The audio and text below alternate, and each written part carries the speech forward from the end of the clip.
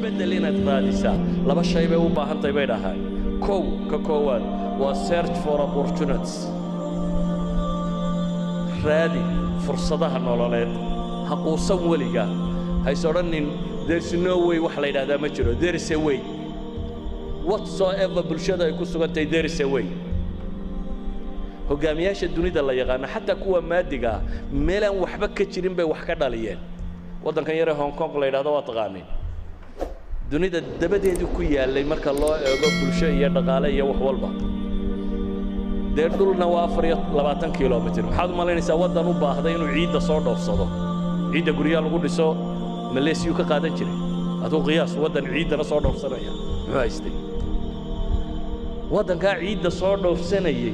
maanta wuxuu ka mid yahay wadannada dunida ugu dhaqaalaha sarreeyo ku jira ugu horumarsan buu ku jira